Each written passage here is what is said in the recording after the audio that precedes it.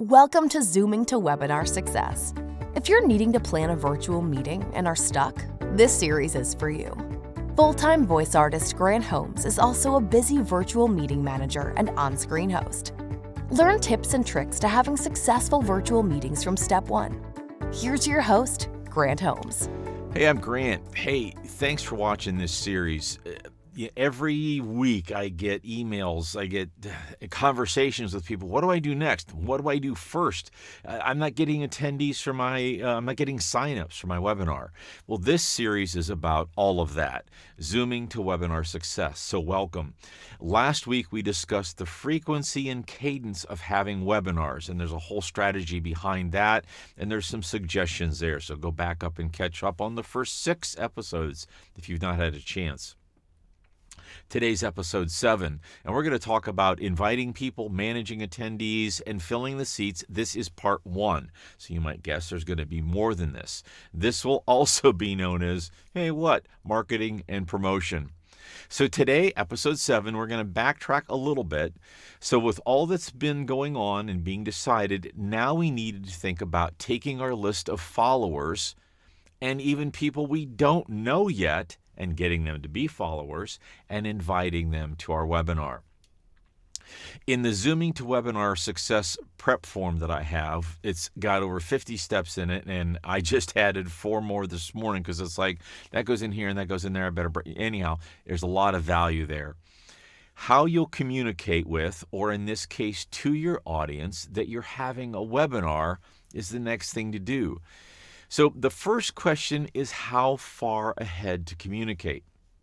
And the obvious approach here is to communicate early enough and invite through the channels you're already attracting them from by bad verbiage. So you get that, right? How far ahead?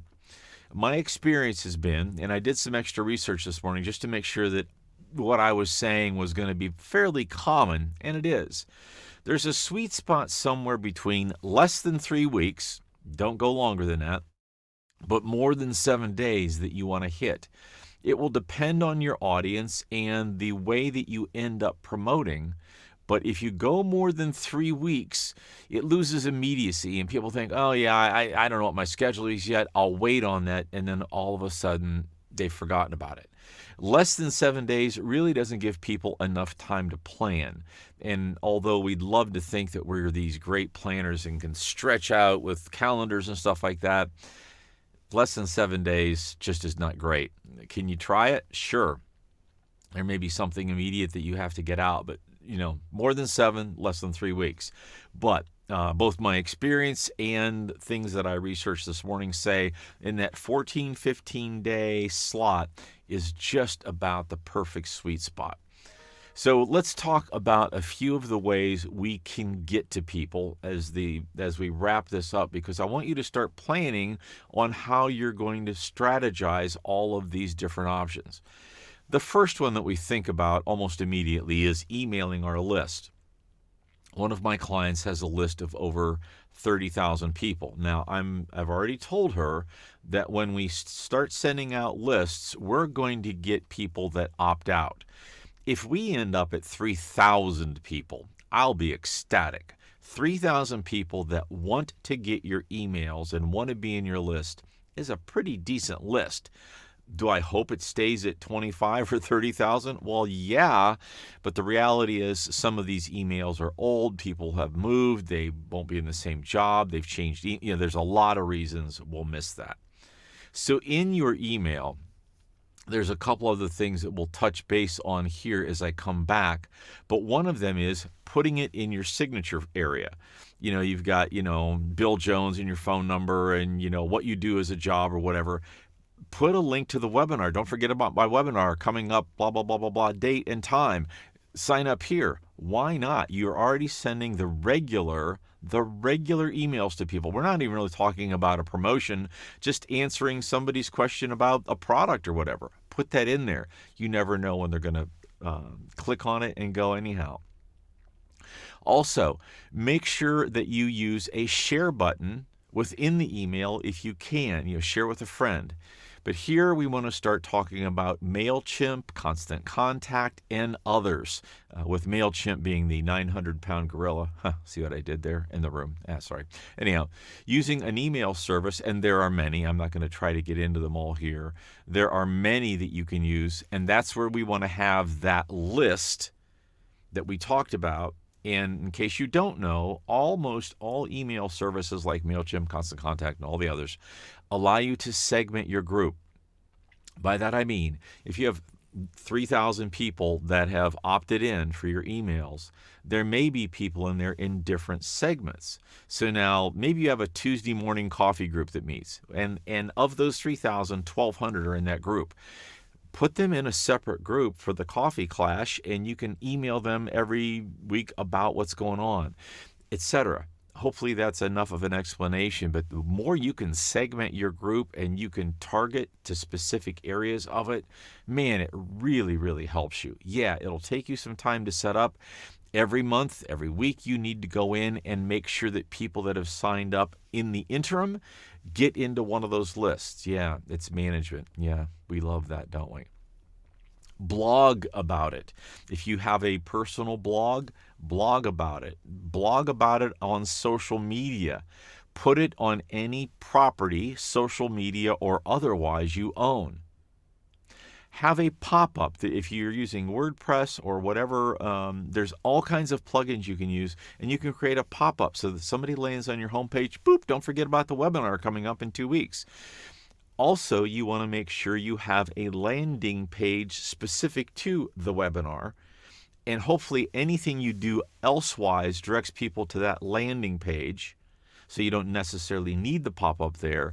But what about people that go to just your homepage because you want an extra little thing that says, sign up, and then they can obviously click off on it. Paid ads on social media. Depending on your following and how you want to target, that might be for you. Create a budget. Friends and family, reach out to everybody you know and say, hey, can you please help me promote this? Think about possible influencers that you can afford. I don't have any influencers, so I don't know how to even approach them, but hey, they're out there.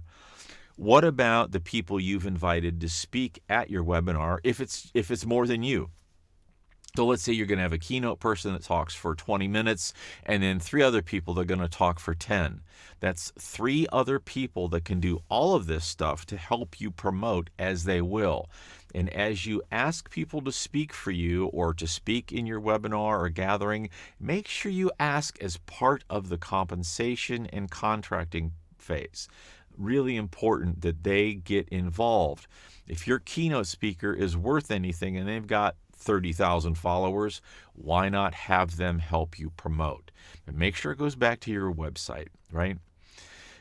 Let me see, who else? Make sure your regular pages, your registration page is optimized. So it has all the keywords and tags and stuff like that for your thing so people can just find it. There are a ton of other services like Eventbrite, and I'm not even going to try to list them because I did a search this morning for others, and like everything else now, there's 100. But think about putting your webinar up on Eventbrite. In fact, services like that might be a really great way to start if you don't have a cart yet, if you don't have the ability to take credit cards. Yeah, you're going to pay them a couple bucks for your attendees if it's a charged event, but why not use that service? Because Eventbrite will also list it if you choose, if it's not private.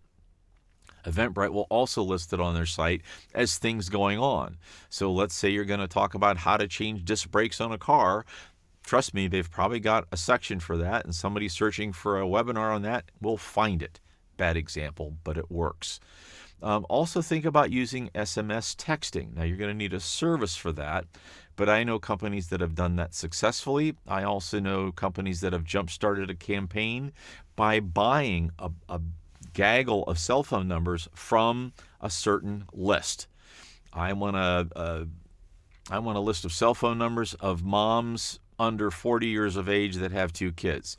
Those lists are out there. It's just getting to them. You might want to use integrated video, but SMS, just regular good old text, are as good as it gets.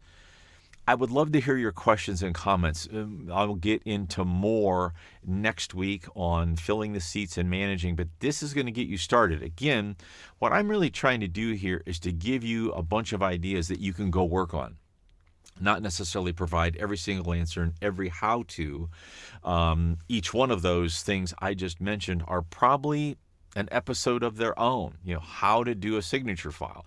I don't want to get into the weeds that far in this series, but that will give you the tools you need to make sure that you've got it going. Next episode will be part 2 of reaching and promoting marketing to your list. This series is for smaller organizations and solopreneurs that may not be tech savvy.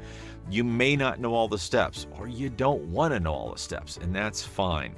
Over this series, I'm going to try to lead you through the significant decisions, the pieces, parts, the capabilities you'll need to zoom to webinar success. And as always, if you need help now, don't hesitate to reach out to me at voicepro@grantsvoice.com. Thanks for watching. See you next episode.